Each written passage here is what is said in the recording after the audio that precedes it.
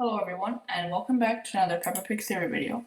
Before we begin, I would like to thank Fox Squad, Speed is Key, Alex Acosta, an original username, and Christopher Villanueva for subscribing. If you would like to be featured in my next video, all you have to do is subscribe and leave a comment about it. Now to the theory. As already established in my Hidden Victims of Peppa Pig video, speciesism and classism are rampant in Peppa Pig's world. However, this goes beyond the oppression of rabbits and heralding of pigs. One can see this contrast between the classes in a couple interactions between the pig and dog family. For example, when Daddy Dog needs to use Grampy Dog's car garage, he pays him and tells him to keep the change, obviously insinuating Daddy Pig has a lot more free money he doesn't quite need compared to Grampy Dog. Another example one can see is in this episode, when we see Grandpa Pig's greenhouse is professionally put together and well kept and very clean, while Granddad Dog's is very scrappy and in complete contrast to Grandpa Pig's. They also have a hierarchical social system similar to how royalty of the past had. What do I mean by this?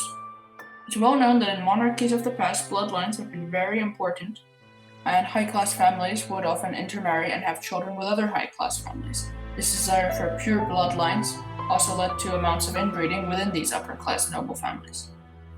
The same thing, although inbreeding is purely speculative, can be said of Peppa's society. There are a few characters we can clearly highlight as upper-class or posh or politically powerful, besides obviously the Queen. These are Peppa's maternal grandparents, King Alfonso.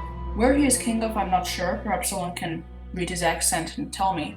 Corgi and Mr. Stallion. What animal King Alfonso is not exactly known, although from appearances he looks to be some sort of goat, suggesting he's from around Italy. However, in the cases of Mrs. Corgi and Mr. Stallion, Grandpa Pig's sailing club co-members, they are not only animals of a very specific species, they are animals well associated with royalty and luxury in our world. Meanwhile, animals of mixed breeding within animal types, like the dog family, are low class. However, being a specific breed of animal is not an automatic sign of elitism if that type of animal isn't already associated with royalty or luxury. For example, Mr. Labrador is a subordinate to Mr. Bull and is just, an average character. I'd also like to note the accent of the posh Mrs. Corgi and Mr. Stallion are the same as King and Queen Marigold in Ben and Holly, and are voiced by the same people.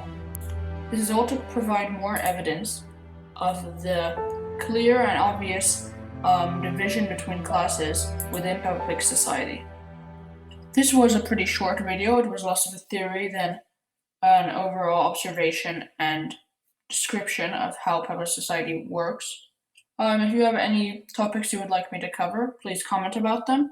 I read all of them. Other than that, if you enjoyed, please like and subscribe, and I'll see you next video. This may also tie in with George, whose unconventional non-alliterative name is often associated with royalty, such as King George.